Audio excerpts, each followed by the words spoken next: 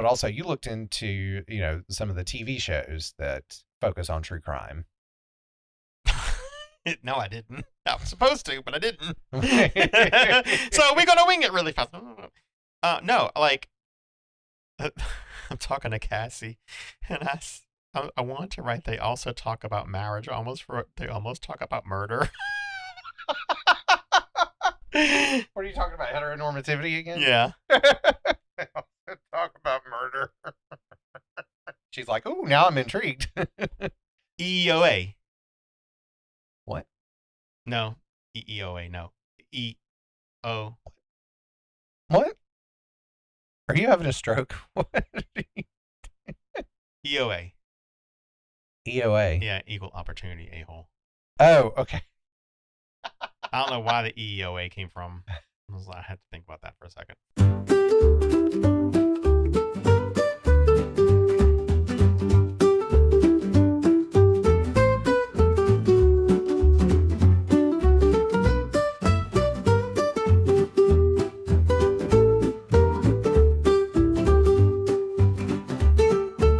Hi, everybody, and welcome to this week's episode of From Art to Atoms, The Ultimate Curiosity Show. This is Brandon Shoemaker. This is Michael Foles. And this week we are delving into something that we've kind of approached similar topics to, or topics adjacent to, and that is our, meaning the public's, fascination with true crime. Yeah. Yeah. And Yeah. it is specifically, it also, in terms of how it has become a commodity in the media to be consumed. Yeah, I mean, there are a whole, podcast, Books, TV shows, movies. I mean, not TV shows like documentary type TV shows, but then they also Dateline make movies and series about stuff like this too. Yeah. Yeah. Yep. Yeah. And so, we've talked before about, why we're fascinated by serial killers. We covered that in season 1. Yeah. But, our fascination, we said was kind of about, what did we say that was? Like why we like serial killers? Yeah. I think it's more of the psychological aspect of what's going on up there kind of thing. I don't know. Oh, yeah. That's right. And we concluded that it was we're fascinated by the other and the dark side of humanity. I mean, unless you're an evil person, like the evil person sometimes is wanting to know about the good side. So those with morals, so when I was Mayor Dobbins in Bright Star, right? Oh, I yeah. got to play the villain. Yeah. And that's very different for me because I'm only a villain to you and Thomas. But the rest of the world, I'm really not. But I don't live my life as you know what I mean? Like my motivation is not villainous. Yeah, right. And so I think that it's the opposite of what we live. Yeah. And so that might be like, as a non-murderous person, I want to just kind of explore. Well, yeah, I mean that would be an interesting question to ask. Maybe some serious, because that's how they built the behavioral crimes unit at the FBI, was through interviewing serial killers. That would be an interesting question to go back and ask serial killers today. So I think, do you watch shows like Dateline? Yeah, so then we need to go like ahead. That? Let's contact a serial killer through the mail and ask them a question. Let's not. They'd respond. I know. That's why I don't want to. That'd be kind of cool, though. Actually, it kind of would. Why?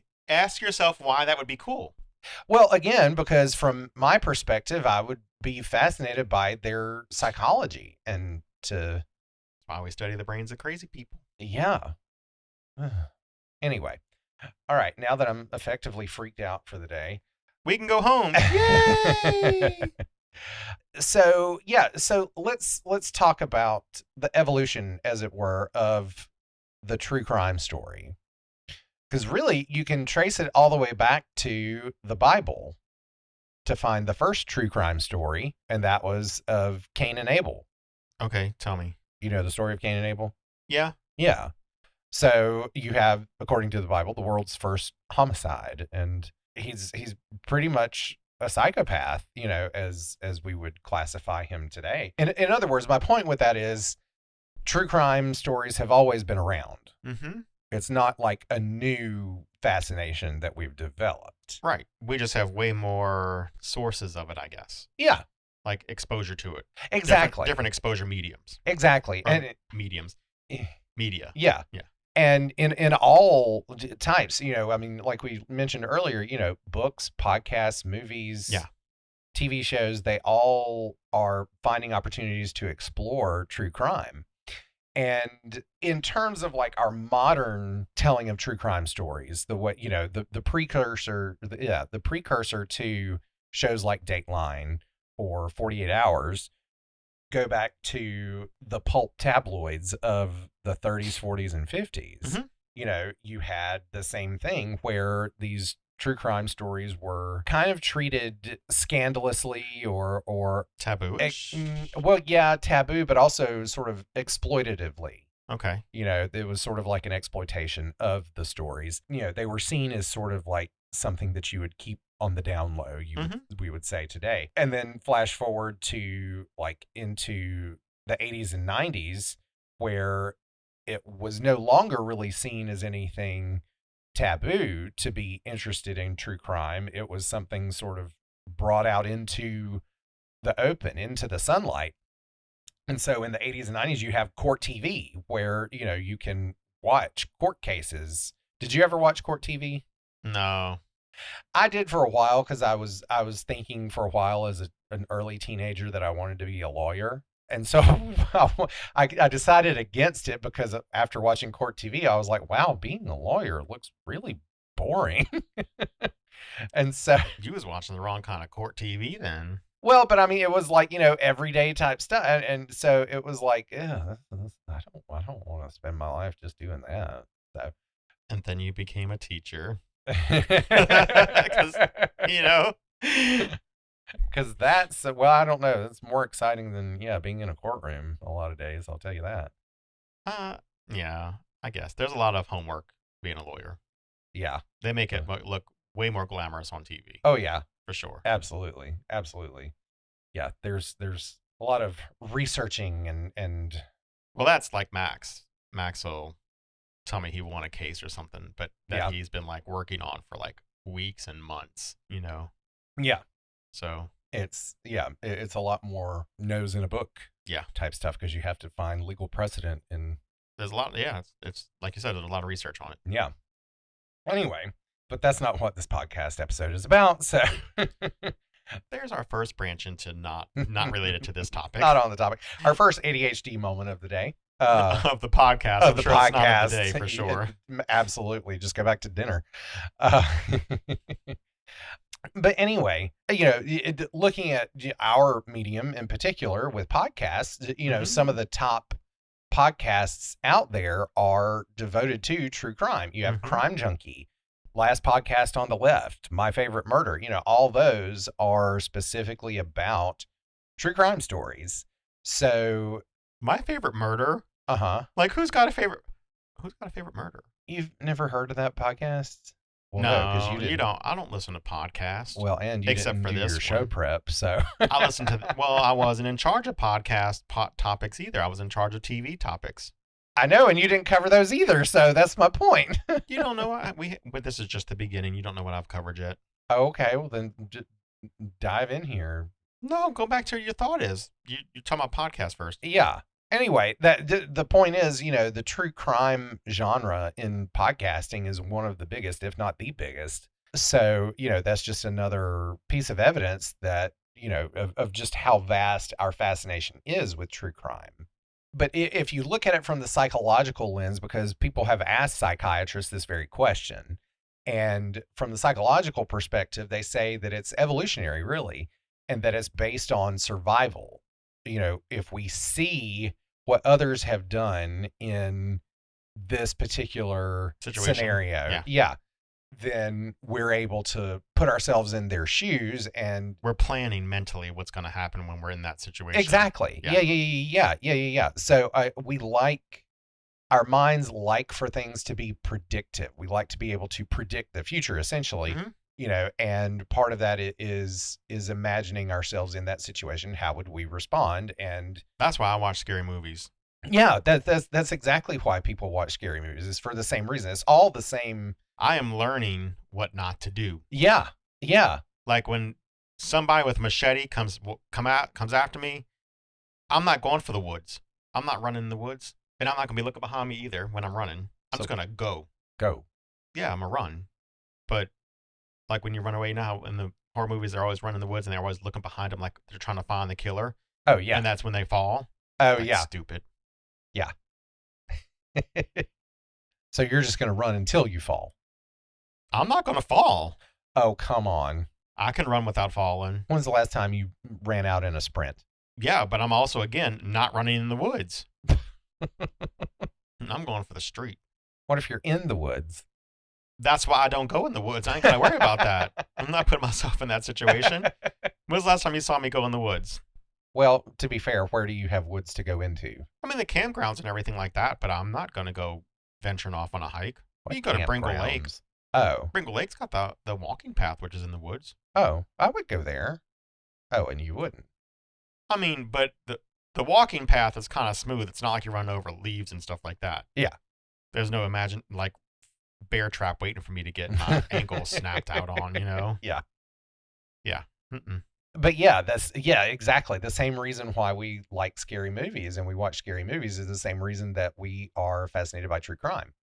And so in these sort of predictive scenarios, we're able to plan for someday should we find ourselves in that sort of situation. The other thing is that we kind of see it as us cheating death because you have a story where a young woman is abducted and killed during her morning run on the sidewalk, Mm-hmm. and you yourself have done that same thing so many times. Or if it's in your hometown, that might be, oh my gosh, I've run that same route so Yeah. many times. Yeah. And so we look at it as That could have almost been like, me. yeah, that could have been me, but it wasn't. Ha. And so Wow. Yeah. Hmm. yeah. Well, but another thing that psychologists say is that we can sometimes turn this into victim blaming, where we say, how could you have stayed with him after all these red flags? And we think of it as, if I were in that situation, I never would have stayed with him after he did X, Y, and Z. And it sort of turns into victim blaming. Yeah. So that's sort of like the gray area, or even sort of a red line, if you will, of where we have to kind of maintain our perspective. Mm-hmm. Yes, we can imagine ourselves in those situations, but unless you're actually in the situation, it's important to sort of reserve judgment. So podcasts, like we said, but also you looked into, some of the TV shows that focus on true crime. So I have an article from the University of North Carolina, Chapel Hill. Mm-hmm. Why are we fascinated by true crime? Yeah. Experts in law and journalism say it's partly the thrill of a mystery. Yeah. And partly the search for justice. Yeah, that was something that I found too, is that we like to think of the good people winning and Yeah. justice will prevail. Yeah. And how angry we get sometimes when things don't go the way that we believe it should. Yeah. Those are sometimes why I don't like to watch stuff like I know, me too. Dateline, especially if it's an ongoing and hasn't been solved yet or hasn't finished, wrapped Yeah. up. So there's no resolution yet. Yeah. And they never do we're following up on this. No, they do. They But do. I don't keep up with that though. Oh, Unless you're okay. a religious watcher of it, like Have you seen or heard of Murder in the Orange Grove? no. So it's a Dateline story that they turned into a podcast, but it was episodes of Dateline as well. But it was following this one story over, like, God, I don't know, 40 years or so. Mm-hmm. And I think it was Aaron Moriarty who did it. But yeah, no, they had multiple episodes that aired about the story, and they would air a new episode anytime there was a new update, and she would go and interview the guy and stuff like that and see where the progress was going in the legal system. So this article from the University of North Carolina, Chapel Hill came out last year, so it's relatively new. Yeah. I mean, it's not 20 years, 10 years old, Yeah. But it mentions even things like Tiger King. Yeah. Like even just those series of stuff. But it says the fascination with true crimes comes from a couple of reasons. Mm-hmm. They're drawn to the sensational stories by curiosity Mm-hmm. about the motivations of the criminals, which we've talked about, Yeah. concerns about justice in the legal system, and the actual thrill of solving a real life whodunit Yeah. while the show is going on, or you're listening to the podcast, or you're reading. Mm-hmm. You and your mind are trying to figure it out yourself, playing Mm-hmm. Scooby Doo. Yeah. You know, there is a podcast called "You Didn't See Nothing." Have you heard Oh, of I that haven't heard one? of that one.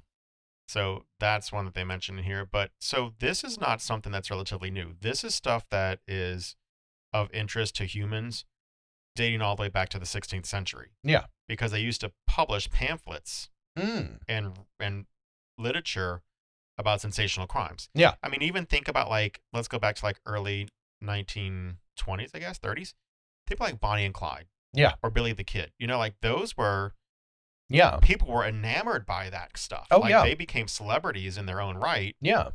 doing what they did. Yeah. Just like, what's his name? The guy that murdered the CEO.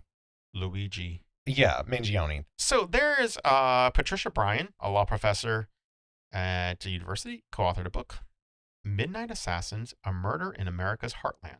Mm. And this book is written by her husband, Thomas Wolfe. And Oh. what they do is they examine the killing of an Iowa farmer, John Hossack, in 1900, and the trial of his wife, Margaret Hossack. And it focuses on many of the same things as TV shows and podcasts, while including some of the history, culture, and mental health issues, rural isolation, and views of women and legal strategies. Hmm. And a lot of their documentation for their book, because of the time frame, was newspaper accounts. So again, that goes to like there When were was this published? the article or the book. It doesn't say a publication date. Midnight Assassins: A Murder in America's Heartland. What was the author's name? Just go with Sheila Berger. Is that what you said? No, Sheila Berger, Patricia Bryan. Oh, okay. Sorry. So anyway, it talks about when they were doing their research for the book itself, and again, you're looking at something that was committed in 1900, so there wasn't TV, radio. Well, was there radio at that point? Yeah. I don't know. No, I don't think there was. I think it was just newspaper. Maybe, yeah. But one of the things that they talk about was like, so an excerpt from the Des Moines Daily Capital from that time period addressed the public's fascination with the trial reads. And they quote, "People listen to it because it baffles them. On their faces are constantly the questions, could she really have killed him like that? What drove her to do such a thing? What was the secret in the Hossack house that John Hossack said he would keep in his breast until he died? If she didn't hit him with the axe, then who did and why?"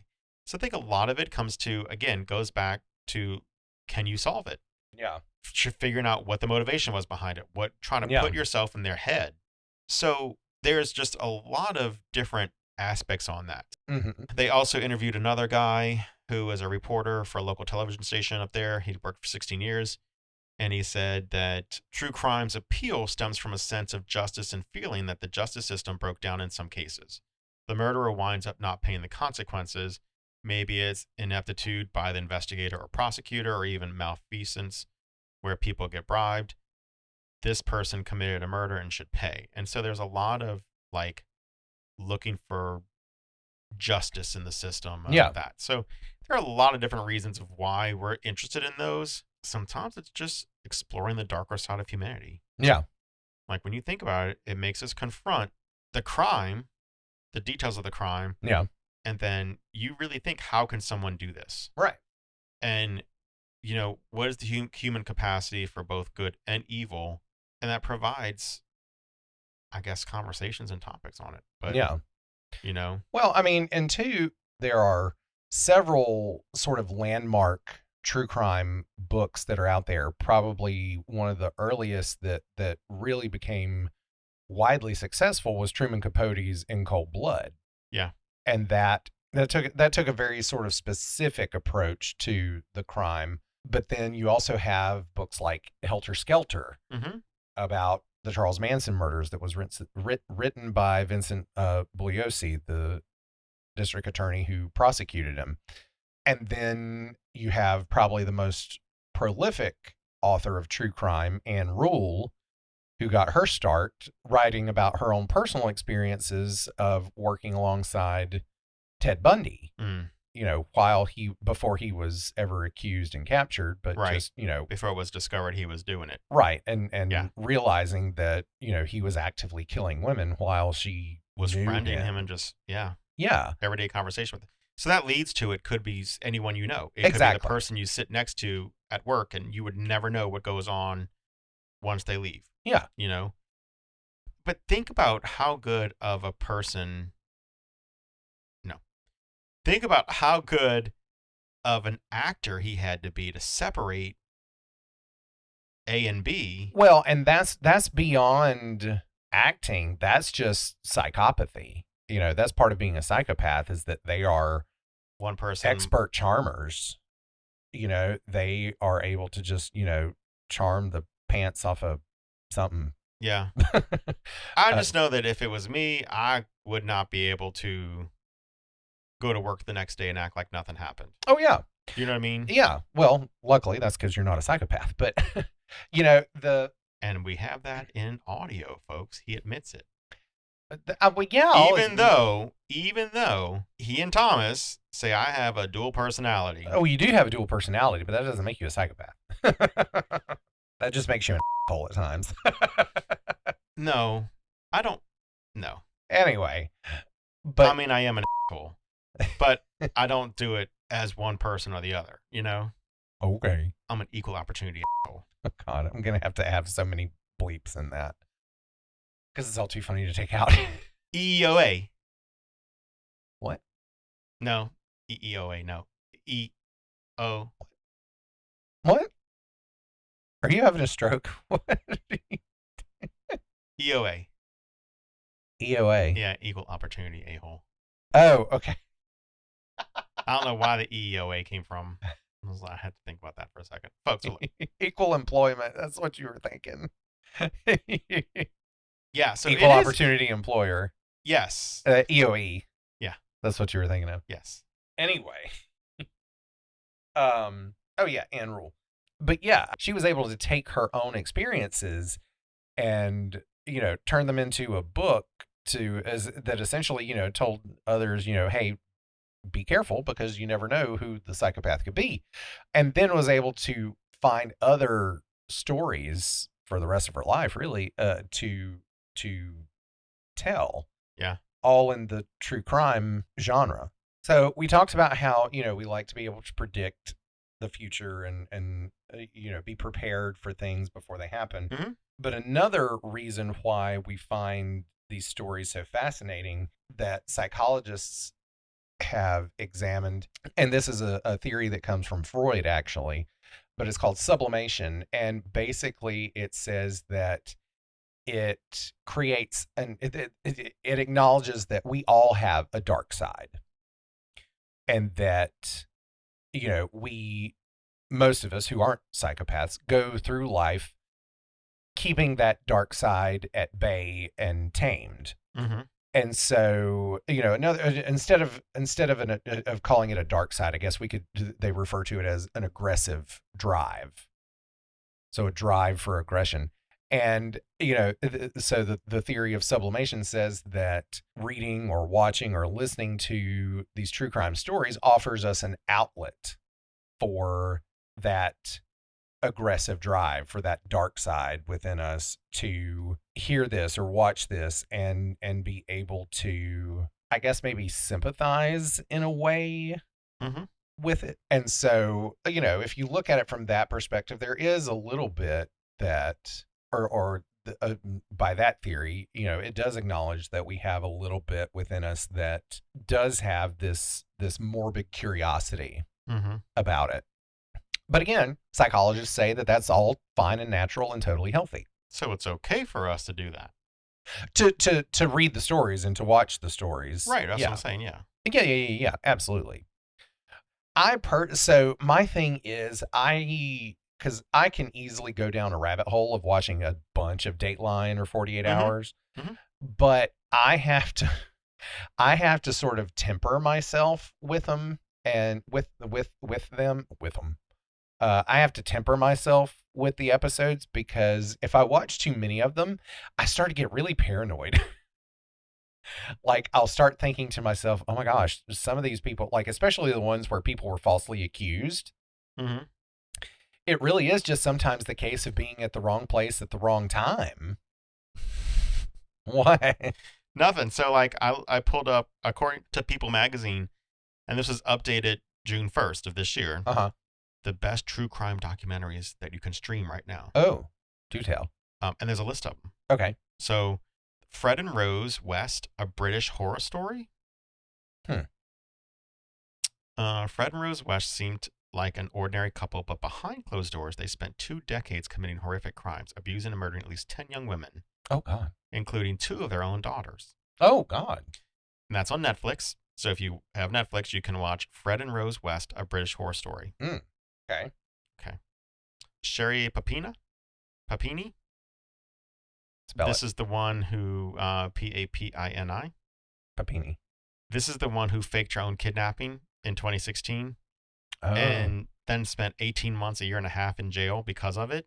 Mm. And so So a real life Gone Girl. there's a documentary on Hulu called Perfect Wife, and that's her story there. Mm.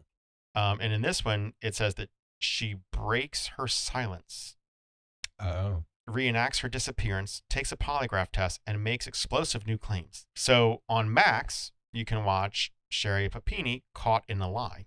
That one would be interesting. Here's one from your neck of the woods. Oh dear. But it looks like, though, they're probably going to be coastal. In North Carolina, That's Jason fine. Corbett, an Irish widower who married Molly Mertens just a month after losing his first wife. When Corbett was found brutally murdered in their North Carolina home in August of 15, the case led to a series of damning accusations towards him, his second wife, and their family. Hmm. So on Netflix, you can watch A Deadly American Marriage. That's the title of it? Yep. Okay. Here's one on Prime Video called Spy High. Oh? When 15-year-old Blake Robbins and his classmates received school-issued laptops to use at home, the last thing he expected was for it to be used against him. The school captured a webcam photo of him in his room handling Mike and Ike candy and accusing him of selling drugs. What? Oh, I want to watch this now. Spy High explores the infamous webcam gate over 4 episodes, with executive producer Mark Wahlberg calling it a reminder that our kids' digital lives are constantly under surveillance. So again, that's on Prime Video. Are you writing these down? No, you're recording them. I'll send you the article so you can watch them, though. Yeah. And then also, the Gabby Petito one where she was killed. I've already watched that documentary on that one. I haven't American watched it Murder on Netflix, where they go off, and I don't want to spoil anything, but when they go off and they're on their journey, you could pick up on a lot of different things. Yeah. That it was all like she was putting on a public face on Instagram and her social media marketing stuff. Yeah. But that you definitely start seeing those, like you're saying, those red flags. Right. And no one did anything about it. But so that's one of those too. But then Okay. The King of Tupelo, a Southern crime saga. Mm. In 2013, poison letters were sent to President Barack Obama, a U.S. senator, and a judge, and investigators immediately honed in on the prime suspect, Paul Kevin Curtis, an Elvis Presley impersonator from Tupelo. Oh. This is a 3-part Netflix docuseries revealing how he became entangled in a bizarre conspiracy after discovering several body parts in a hospital refrigerator. What? Netflix, The Kings of Tupelo, a Southern crime saga. So those are some different types of films, I guess, that you can watch on not social media, on streaming services. If you want to watch some, true crime stuff. Yeah, and those are all pretty, recent things and things like that. And of course, there are tons out there that you can go back to and look at on, famous cases in history. Like I know there was a recent one that came out about the Manson murders. Mm-hmm. And so, the famous ones, the ones that really, stood out in the public eye. Stand out. Yeah, those, there's always new stuff coming out or they had that one most recently, I think it was last year or maybe towards the beginning of this year, about the 5 of them. There were 5 of them. Main 5. Oh, the Central Park 5? No. Like it was a documentary on the top 5 serial killers. Oh, really? I don't think I saw that. I told you about that. Let me look that up real fast. There Did was you? a modern. There was a more no, modern. Was that in the list? I No, just wasn't no, no, paying no, attention. Oh, okay. no, no, no, no, no. There was like it's like it goes through five of them because I told you about it. Because there's the one that I didn't recognize or know about. The The British one, possibly or was that in a trivia question from last season? I don't remember. Hold on.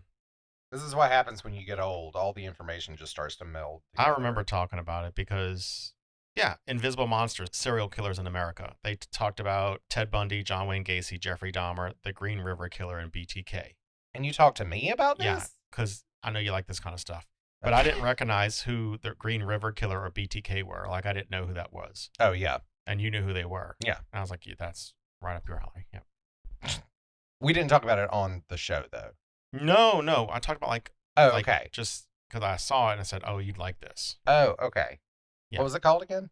Invisible Monsters, Serial Killers in America. Okay. Yeah. I It do says want to take a Apple look at that. TV, but we don't have Apple TV, so I'm assuming it's on something else. It came out in 2021. But So I it's, have Apple TV. well, yeah, you want to watch it then. This one though it focuses on societal factors, Oh, okay.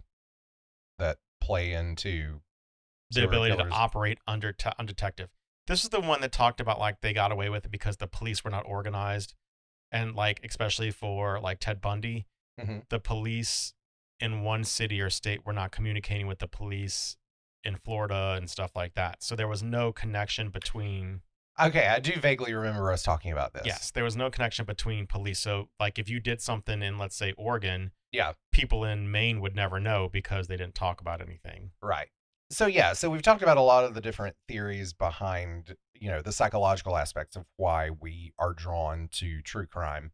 Yes. But the one that we haven't talked about so far is the fact that it gives us two dualities to exercise or outlets for those emotions, and that's empathy and voyeurism. So we're able to simultaneously empathize with these people.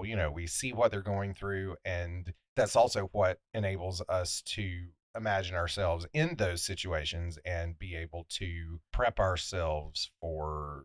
Oh, when you said see ourselves in those situations, I'm like, I don't see myself as a serial killer.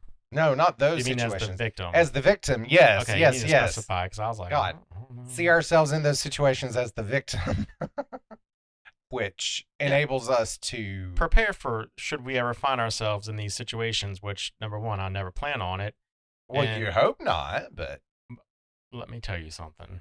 what? I will not. Okay. There is no hope. You ain't got to worry about that. You think? Okay. What do I think those women and everybody else planned on being in that situation? Yeah. No, but I'm gonna tell you what. I recognize the signs way before they do. So you say that's also what a lot of that's okay. That's what leads to the victim. That's what leads to the victim shaming. What? The sense of I would have better sense than they did. I ain't blaming. I'm not victim shaming anybody. I'm just saying it ain't happening to me. Mm-hmm. Again, that's what they probably said too. Mm-mm. No. Mm-mm. Mm-hmm. Mm-hmm. Keep telling yourself that. But anyway, so we can empathize with them, but also we are by nature voyeuristic as humans. That's the same reason why we like movies, or theater or books and things like that. I thought it was this. I thought you were gonna say that's the reason why we stop and stare at car accidents. We want to see what's going on. Well, that too. Yeah. It is. It's the same that's the same phenomenon. That's the same nerve that it sets off in our brains. We're just weird.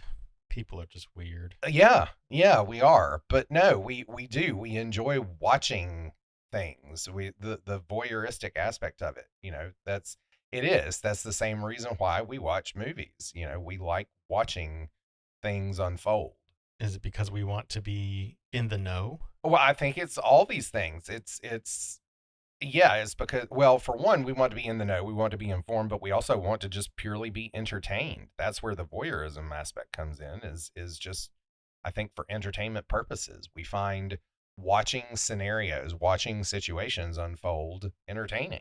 where nosy is. Oh yeah, absolutely. I know you are. Oh yeah. That's the thing. Everybody is. Most people just aren't willing to admit it, I think. That's not true. One time, the people that were living across the way from us got into this big fight. Uh-huh. The neighbors, they were in this big fight in the front yard, you know? Oh, really? Oh, yeah. And so we can hear them from inside, Oh God. inside the kitchen. Like they were screaming.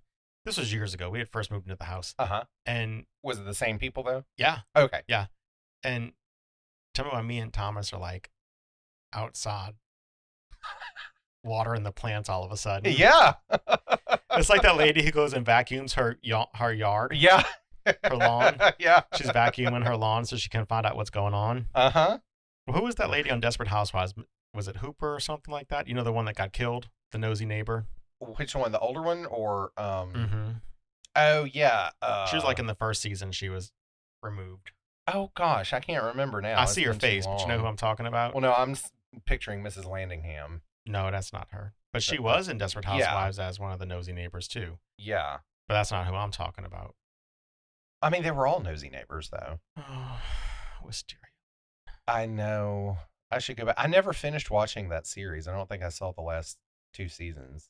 You didn't miss it. I thought so. That's why I There's a never reason really... why you stopped watching it. Yeah. I watched that first season after they jumped forward in time, and then I was like, I'm good. Yeah, once the twins became adults, I was like, this is stupid. Yeah. Okay, so anyway, enough on Wisteria Lane. Back to what's our topic?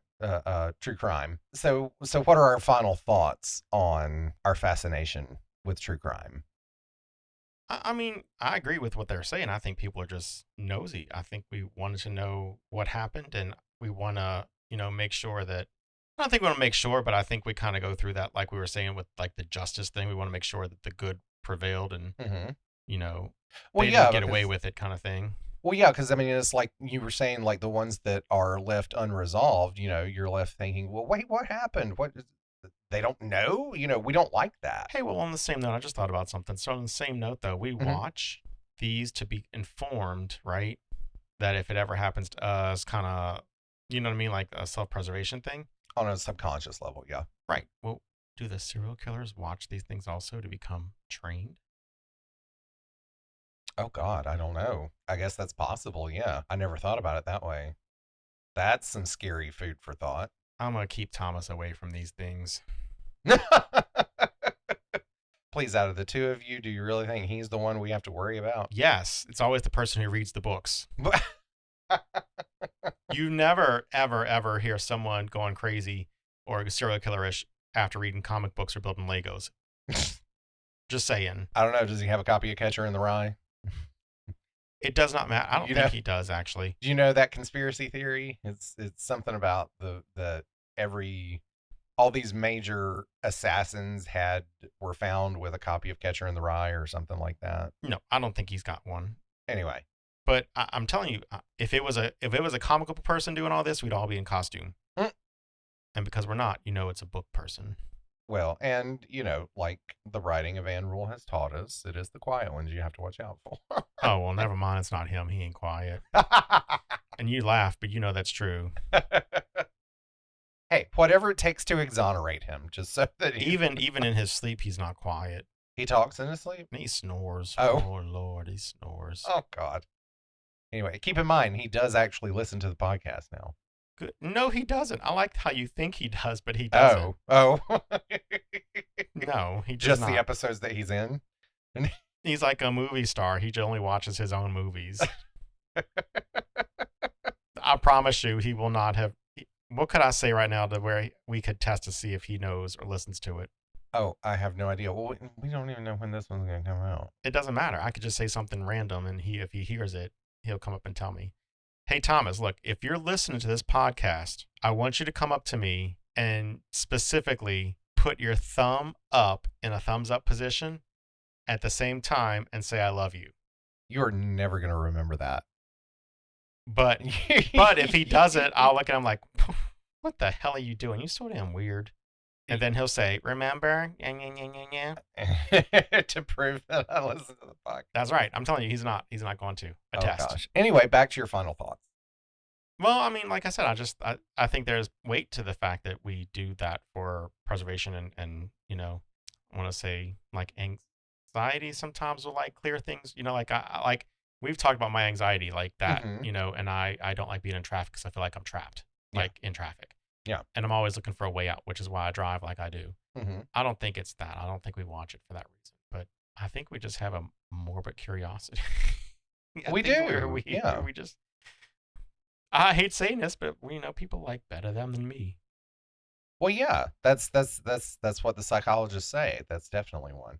I don't know. My final thoughts are that I understand all the psychology behind it, and again, like Michael said, I do enjoy watching true crime stories and miniseries and things like that. But I think there is a certain line that we can cross that is sort of a bridge too far sometimes if we're taking too much pleasure in watching true stories of people that are about them at their worst moments, when they lose people and things like that, or when they're murdered. There is a certain. What do you mean? There's like, is the line like when you actually go out and do it? No, I mean, like, I mean, you're like, there's a line that we cross. if we're not still empathizing with them. Oh, like when we've been numb to it. Yeah, yeah, yeah, yeah, yeah. That's what I'm talking about. Okay. Because like I told you earlier that, sometimes I have to sort of quote unquote go off 48 hours or Dateline for a while because I start getting too paranoid because I've seen too much of it. And I don't know that I get like that. I don't have to watch myself now. Look, if there's something that happens to a dog, well, you just don't watch that in the first place. I don't. But no, I'm I think I and am numb to people, but I'm not numb to dogs. okay, well, that's something you can unpack in therapy, but but I think no, my point with that is I think not the paranoia, that's unrelated, but I do think that we should maintain the perspective that what we're watching is accounts of Someone's real life. people. Yeah, Yeah. someone's life. It's not just some movie script. Yeah, They're not and fictional people. keep a distinction in our minds when we're watching this versus when we're watching a movie or Yeah. a TV show, Mm. and maintain that perspective and maintain frankly that empathy. In movies and TV shows, I started to say movie shows, and so that was that awkward pause in there. Um, but in movies and TV shows, we often have you ever watched a TV show at some point where you're like, well, I just don't even care anymore because they're just doing all these stupid things. Hmm. That's if we find ourselves having the same sort of feeling while watching a true crime thing, that's where I think we have to sort of watch ourselves and maintain a perspective of Well, I mean, I was like that in high school. what? It was a true crime story, and I was like, thank God these people are dead. What? Hmm. What are you talking about? When I went to the movies and watched Titanic, Oh, I good was like, after God. 2 hours, thank God this boat's going down. Can it go down any faster? I can't feel my butt in these old movie chairs, and like, I need to get out of here. You didn't like Titanic? I did, but I mean, I went and saw it like 5 times. But Okay then. the first time I saw it, though, you got to keep in mind, like, this is like Eight. 1998. Yeah. Movie theater chairs were not what they were now. And I was like, look, this is a 2.5 hour movie. It's time for this boat to go down. Like, let's get it going. Anyway, that was still a fictional account. But it was real people. Well, some of them were. Rose and Jack weren't real. I wonder if there's a Navy base or something named after them. What? Anyway, but yeah, no, I think I think that's the only thing that we have to keep in mind when we're looking. Digesting this stuff. Yeah, and when we're looking to true crime for entertainment is to just keep the perspective that or maintain the perspective that these were real people and are real people and that we are finding entertainment in their horror stories, frankly, some of the time. So, and again, because that's what the psychologist said. It's not that that's a bad thing, but it is important to keep in mind that hopefully you are empathizing with them. I don't know that I do that. Again, I don't watch TV. Empathize, I know, I'm I'm, sociopath. I'm not denying. No, but like when I watch TV, even if it is a real story like that, I still separate real life from that. Like to me, it's still just TV. Something on a screen. Mm-hmm. Well, I would encourage you to try to keep that in mind next time you're watching something true crime related. I will, but it's not going to affect me because, like you just said, I don't have empathy. Anyway, and You I'm not said it. and I don't mean like you should be sitting there sobbing like Thomas last night at RuPaul's Drag Race, but He'll say he wasn't doing that. He he was. was. I saw it too. But He was. I don't mean you have to react like that. I just mean that you every once in a while just have to take a step back and realize, oh, this is real people. Mm-hmm. That's the longest final thought you've ever had. It's because you kept interrupting me. All right, ready for trivia? Yeah, let's do serial killer trivia. We've done serial killer trivia before. I don't know anything about it anyway. That's good. What categories do we want to do? Your book's over there. I don't know. Do you want to go first? Yeah, you can ask me questions first. That's fine. Okay. Well, I'll give you a couple to choose from. Okay, so I'm just flipping to these Mm-hmm. at random. Islands, potent potables, Wait, what? Putin's potables? What? potent Oh potables, no. Mm-mm. fictional characters, Hopefully they weren't in true crime story. ancient empires, No. or God, I keep hitting on these topics that would be Yep, we perfect can for do God. Thomas. That wasn't one. Oh. Or planes, trains, and automobiles. Oh, let's do that. I don't even know what that would be about. Let's do that just to kind of Okay. see. All right. Planes, trains, and automobiles. First clue is you can support train travel in Monopoly when you chance to take a ride on this railroad. Oh, Reading Railroad? Yes. Okay. The Silver Cloud and the Silver Ghost are classic models from this alternative luxury automaker. Alternative luxury? Sorry. No, I read that wrong. The Silver Cloud and the Silver Ghost are classic models from this alliterative luxury automaker. What does that mean? Alliterative. Alliteration. If you don't know what that is, then I'm not helping you. You should know that. Why? Because I teach it? No, because you went to school and that's something that was taught like every freaking year. High school? Like that area school? K 12. Well, I came from Louisiana. We didn't teach that. Yes, they did. No. We taught K. John. Oh, well, they still taught alliteration. Read the question again. The Silver Cloud and the Silver Ghost are classic models from this alliterative luxury automaker. Mercedes. No. Jaguar. Alliteration means same initial sound repeated. Say it again. The Silver Cloud and the Silver Ghost are classic models from this alliterative luxury automaker. Hmm. Rolls Royce. I would not have gotten that one. It starts with R, both words. Anyway, Silver Cloud. that's not the real clue. The real clue is this alliterative luxury automaker, because how many of them are alliterative? But again, you don't know what alliteration is. Oh, I'm being honest with you. Okay, Mr. Wizard. All right. This British and French funded supersonic transport made its last flight in The 2003. Concorde. Yes. Pullman's Delmonico became the first type of this railroad car in 1868. A sleeper car? Mm-mm. That's the food card? Yeah, I'll give that to you. The dining car. Okay, yeah. All right. You can tell I've never been on a train. You haven't? Mm-mm. Not for that kind of travel. I've never eaten on a train or anything like that. Oh, That's something fun we could do. Let's take a train trip. I would love to take a train trip. Okay, well, let's do that instead of. Going somewhere and flying there. Mm-hmm. Yeah. Okay. In 1967, the Douglas Aircraft Company merged with this aircraft company. McDonnell Douglas. Yes. Yeah. All right. You did pretty well with those. Except for that Rolls Royce one. Yeah. Pop music rhyme time? Oh, okay. I'll take that. What is Baby Got Back? No. Well, that doesn't rhyme. Never mind.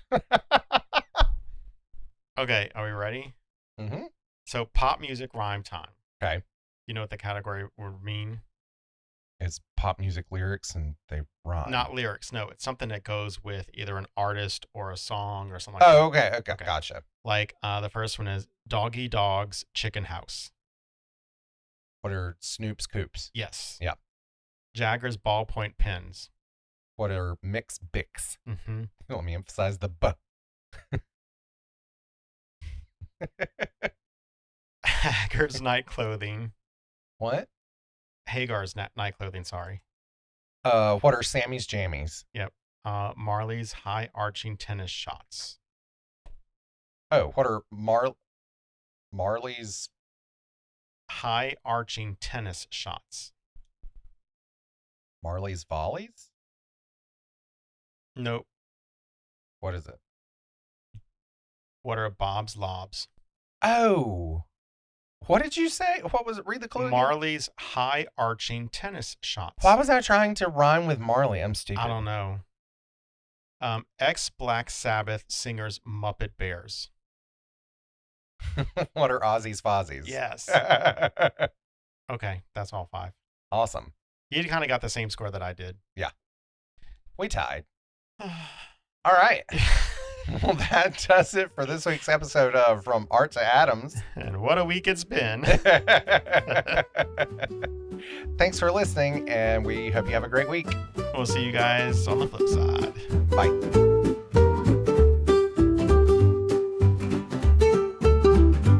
You've been listening to From Art to Atoms, the Ultimate Curiosity Show, episode number 33. Your hosts are Brandon Shoemaker and myself, Michael Fulse. The show is produced by Brandon Shoemaker and is available on Apple Podcast, Spotify, Amazon Music, or wherever you get your podcast. Be sure to subscribe to the show to stay up to date on all of our latest episodes and news. If you have any questions, feedback, or suggested topics you'd like for us to dive into, don't hesitate to reach out. You can email us at FromArtToAtoms@gmail.com. We would love to hear from our listeners, and we value your input. Don't forget to follow us on social media to stay updated on upcoming episodes and behind-the-scenes content.